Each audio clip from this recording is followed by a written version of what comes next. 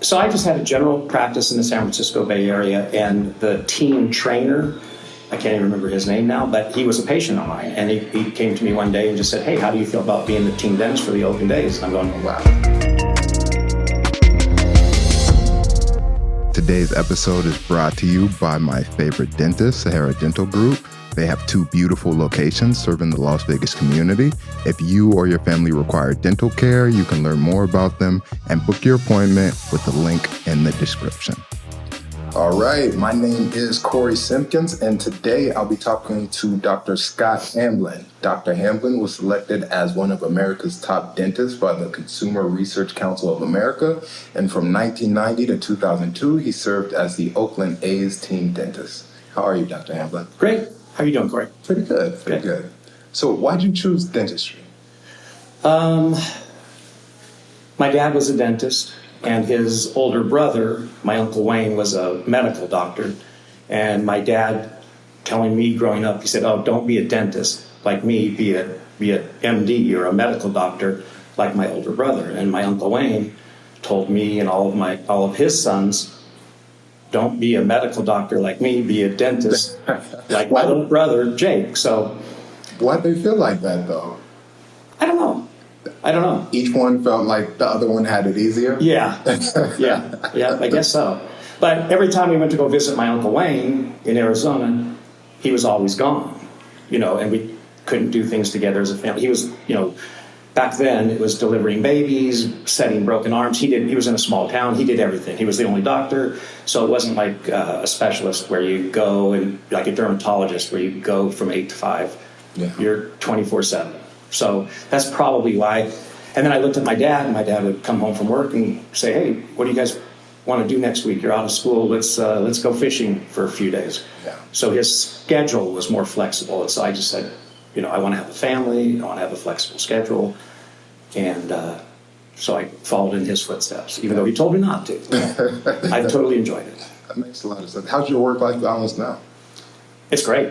I love it, yeah. I mean, a big part of my life is family, obviously, and work. I mean, those are two biggies, and we have 6 kids, and they're all married now, and the youngest just got married about a month ago, and we have 10 grandkids, and the 11th is coming next month. And the thing that's kind of funny is we have a boy and then 5 daughters, and on the grandkids, it's 1 granddaughter and now 10 grandsons. So nature's making it, balancing out, yeah. Wow, that's crazy. Does everybody stay kind of close to each other? They did for a lot of years, but I have 2 married daughters that live in Houston now, and 4 grandkids down there, and then a daughter and her husband and 2 grandkids just moved to London for 2 years. Oh, nice. They've been living in our basement for the last 2 years because of COVID. He had a job in San Francisco, but he never had to go out there, so they lived in our basement. And now he got into an MBA program out there in London, and so they'll be there for 2 years. And then the other 3 kids are still in Utah, real close. Awesome. Out of the kids, is there any other dentists? Nope. 1 daughter's a nurse. Okay. Did you kind of not push that on them, or was it like, maybe you should look into dentistry, or it's just... I told them, I said, kids are coming out of dental school now $300,000-$400,000 in debt. Yeah. Just from the school. And then you got to set up a practice. That's another $400,000. So you're $1 million in debt before you make your first penny. And I don't know. When I came out of dental school, it wasn't like that. I was maybe $25,000 in debt. Oh. And, is that because you had some type of special program or something? No, it's just because I'm old and it was a long time ago. It was cheap, or cheaper than it is now. That makes a lot of sense. And that's great. That was going to be my next question. Like, how do you feel about, going to college and getting a degree now? A little bit about me. My dad was a clinical psychologist, and he actually went to Harvard, and he was like, a scholarly guy. Yeah. But he never pressed school on me. It's just kind of like, get through high school, figure out what you want to do. Yeah. You don't have to do, traditional university. How do you feel about that? Do you feel like a degree nowadays is needed to be successful? Well, obviously, if you want to go to dental school and be a dentist, you've got to get a bachelor's degree to get in, and then you've got to get a doctor of dental surgery, so you have to. But do I think it's necessary for normal careers? No, I don't. I mean, our two youngest daughters played college soccer, so they graduated no problem because, you know, the soccer program just stays right on them, and, you know, tutors and things like that. So one daughter's a nurse. So no, I didn't push it. I didn't push education. So. And with your grandchildren, are you going to advise them to go to school, or it's just kind of, you know? Yeah, I probably will. Yeah. I feel they're all going to choose their own route. Yeah, You know, and the bottom line with me and my kid, I mean, and that's why I think my wife, Linda, and I, you know, I think we did a pretty good job as parents. I mean, there's obviously things that we could have done better, but the thing with my kids is until they moved away to different countries and different states, every Sunday they all wanted to come together and get together for Sunday dinner for the last, you know, even though they've been married and have their own families and are busy, they love getting together. So they're all happy and they love each other. So even if my wife and I weren't there, they'd still want to get together. So that's, you know, that's why I feel like Linda and I did a pretty good job of raising our kids. That's great. Like, I wish me and my siblings were closer. Like, we're scattered throughout the country. Well, they're scattered, but they talk to each other every day, you know, so it's awesome. And you were the Oakland A's team dentist, and that's from 1990 to 2002, right? It's around that time frame. Yeah, I'd say about 1990, maybe to about 2000. And during that time period, that was around the Moneyball in the movie with Brad Pitt. That's around that time, right? Yeah. My first dental implant I placed was on Jose Canseco. Okay. I mean, that was in like 1987. So maybe I was their team dentist a little bit earlier. Anyway, what was the question again? About the Oakland A's. How was the experience? Oh. So I just had a general practice in the San Francisco Bay Area, and the team trainer, I can't even remember his name now, but he was a patient of mine, and he came to me one day and just said, "Hey, how do you feel about being the team dentist for the Oakland A's?" And I'm going, "Wow, what does that mean?" You know, he goes, "Well, you don't have to travel with the team, and you don't have to be at every game. You don't have to be at any of the games. You just have to make yourself available to their schedule. You know, so weekend emergencies. If Jose Canseco slide into home plate and he breaks out all of his front teeth and he needs a temporary bridge or something, that I would make myself available to take care of him." So I did that for about 10 years. But I had just a general dental practice, family practice, and then the A's players were patients.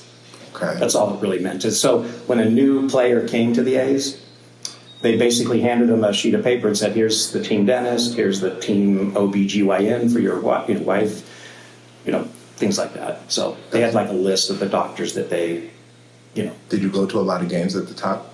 I didn't. Our son was playing Little League and daughters were playing softball, so we were at 4 or 5 games a week, and then try to go over to Oakland and watch a baseball game. I think during that time we went to maybe 3 games. Oh, wow. Yeah. And 12 years? Yeah, it was about 10 years, but okay. Yeah. And they're always great seats. It's down with the families right on the third baseline, and great seats, but we just busy. Nice. Yeah. Any stories you can share about your time there? I think of, it's just fun. Like one year, Scott Brocious, who played for the A's, and I fixed his front teeth, gave him a beautiful smile. And he got traded. He was with the Yankees, and the Yankees were in the World Series, and he hits a home run, or maybe it was even a grand slam, I can't remember. And watching him run around the bases and come into home plate with a big smile, I said, I did those teeth. That was me. So those kind of memories, and just a lot of the guys, I mean, some of them were kind of goofy, and cocky, and some were just down to earth and super nice guys. And, Terry Steinbach, the catcher at the time, he just totally down to earth guy. He was probably one of my favorite players, people, to just talk to when he came in as a patient. So, yeah. And you've done some TV stuff as well, right? You were on... I did like Smile Makeover. Yes, exactly. Where was that? I guess it was the Salt Lake Fox affiliate. So they had like a contest, and I did Smile Makeovers. kind of like, I can't remember what that show was on Holly. Anyway, the Makeover show. Do you remember? ABC. ABC, yeah. So mine wasn't a national, it was the local Fox affiliate in Salt Lake but we were on like 4 different weeks and they did before and afters. Turned out really well. And why did you decide to kind of focus on implant dentistry? Like you're great at doing implants, placing implants. Why did you decide to focus on that? When I was in dental school, they didn't teach dental implants. In fact, they told us, they said it's voodoo, it doesn't work, it's voodoo medicine, put it in and just pray that it works. And I looked around the country and there were guys doing them and they were successful. So even in dental school, I knew that's what I wanted to do. So I was going to continuing education courses while I was still in dental school on dental implants. So I would go and, to Arkansas, other places. It was pretty close because I went to dental school at Baylor, which is in Dallas, Texas. So, not like going to Europe for a course or something like that, but, 4 to 6 hour drive, I'd go to the courses. And so I knew that's what I wanted to do. But when I came out of dental school, I had to build a family practice and just start doing more and more implants. And so, I've been doing, I did place my first implant in 1987. Maybe it wasn't on Jose Canseco. So I just remember he was real early in the... Yeah, over 10,000 implants placed, right? Yeah. Now I've been doing it 35 plus years, so I don't... Probably more than that. Yeah, it probably is, yeah. So what are some of your hobbies? You can't always, do dentistry. What do you do when you're not working and you're not hanging out with your family? Well, first off, most of the time I'm doing hobbies, it is with family. So I love anything outdoors. So golfing, fishing, hiking, hunting, horseback riding. We used to have horses. So my wife likes to do all those things. So now that we're empty nesters, we go rock hounding, fishing. She loves to golf. So pretty much. Like you found like your perfect match, because I know with a lot of things, like there'll be usually the guy, it'll be that person who wants to do the fishing and all of this, kind of outside activity. Yeah. And then the wife isn't really into it, but your wife was kind of like right there with you. Yeah. And she likes golf better than I do, so I put up with the golf. I love fishing, and she would rather golf than fish, but That's awesome. She still loves to fish too, but it's just golf would be her first choice. Nice. Yeah. How long have you been together with your wife? We celebrated our 41st anniversary August 5th, just congratulations. 3-4 weeks ago. Yeah. Yeah. Nice. It's crazy, huh? 41 years. Yeah. I hope I meet somebody I can be with for almost 50 years. Yeah. How'd you meet her? We met in college and got married right before dental school. And it wasn't easy. Newlyweds in dental school, and we had one car.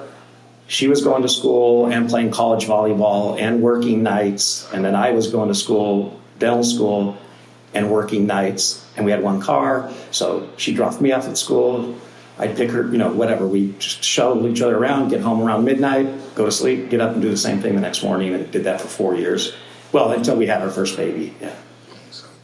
And what would you say is the biggest learning you've taken from 41 years of marriage? How do you do that, basically? Well, it is kind of crazy because, it's just, I don't know, maybe it's the kids being gone. It's just gotten a lot better the last 3 or 4 years, a lot better. But I would say there's some book out there, I think it's called Don't Sweat the Small Stuff. Mm-hmm. So that's what I would say is just, don't sweat the small stuff. Don't get upset at all these little things that don't have any real consequence down the road. Just go, okay, she did it that way. That's her way of doing it, and let it go. Nice. Is your wife a dentist? No. 6 kids. And she's a mom. Okay. She's a mom and a grandma. She watches our grandkids on average 2 days a week, probably, and different grandkids. Yeah. 10. Yeah, she was trying to fit that in there. Yeah. Did you always want a big family? We both came from families with 6 kids, my wife and I. And so when we got married, we were young and stupid, and we said, we'll have 6 kids. And then we had our first, and he was not an easy baby. And we were going, what the heck were our parents thinking, having 6 kids? There's no way we're ever going to do that. After this first one, we're just going, there's no way. And we had 4 kids, and then had a 5th kid, and then a 6th. Anyway, so we ended up with 6. Does it get like is it always like the first one is the hardest one, and after that, you're kind of used to it, you know what's going to happen, and it's not so hard? Like there's no real difference between 2 kids and 8 kids. Oh, man, no, I'd still say there's a difference, yeah. 2 kids, going from 2 kids to 3 kids was a big jump, because 2 kids, like we're getting ready for church or getting ready to go somewhere. Linda got our daughter ready, and I got our son ready. And then we had our 3rd baby, and we're like, well, I got our son ready, and I got who's going to get the baby ready? And, it was just an extra set of hands would be nice. But anyway. And what about patient stories? What would you say is like a time that really sticks out in your mind with a patient? Besides implant dentistry, which is very emotionally rewarding, these patients either have dentures that don't fit or a mouth full of decay and rotting broken teeth, and they're in pain, and you get all those out and you get them a nice, beautiful smile. So the confidence that they come back in and they've got these big smiles, and it changes their personality. And so I would say the emotional rewards of doing implant dentistry, but I also like cosmetic dentistry, someone who just doesn't have a great looking smile and they're not very confident. You give them a beautiful smile, and they come back a few months later and said, hey, after you fixed my teeth, I hadn't had a promotion in like 4 years. I got 2 promotions after getting my teeth fixed. And I go, well, it's probably because you're smiling more and people are more drawn to you. I don't know. But those kind of things, just patients' success stories away from the office, how they give credit for having a nice smile for their either they met their future husband and fell in love, or they got a job promotion. Just those hearing those things with patients is great. Yeah, you're really out there changing lives. Yeah. When people kind of think of the dentist, I think most people feel like a bit of anxiety. People are nervous about going to the dentist, and a lot of people don't even go to the dentist unless like they have dental pain. Mm-hmm. What would you say is the effects of having dental problems, not just on your mouth, but overall health? How does dental health relate to overall health? Well, there's all kinds of studies that show like gum disease, how it contributes to heart disease, and undersized babies. I can't remember the term they use for that. Not undeveloped, but just, smaller weight babies with more health problems, with women who have gum disease, infections. I had a patient when I was in the Bay Area who had a glass eye, and he was Vietnam. He had been in Vietnam, and so finally I asked him. I said, how did you lose your eye? Was it in Vietnam? And he goes, no, it was an abscessed tooth that I let go too long, and the infection spread up into my eye socket, and they had to take my eye out. You hear about people dying from abscessed teeth. I've never had that happen to a patient, but that patient, he ended up losing an eye over an abscessed tooth. So it's really important, so besides changing lives, making people more healthy is definitely emotionally rewarding too. And what's the best advice you've ever received? Just life in general advice. What's the best advice I ever received? Wow. Both my dad and my wife's dad were both pretty smart guys, or wise, I would say wise. So you say, what best advice, wisdom? I don't know. I would say my dad said time heals all things. So that's a great. Just like I said, don't sweat the small things, and let it go for a little while. And then a lot of times you just don't even remember what you were upset at. So that's what I would say. So if you were going back in time, like 18-year-old Scotty, mm-hmm. What piece of advice would you give him? Ooh, wow. That's a good question. Man. Well, I mean, I probably would give myself the same advice at 18 that took me 40 years to learn is don't sweat the small stuff. Give it time.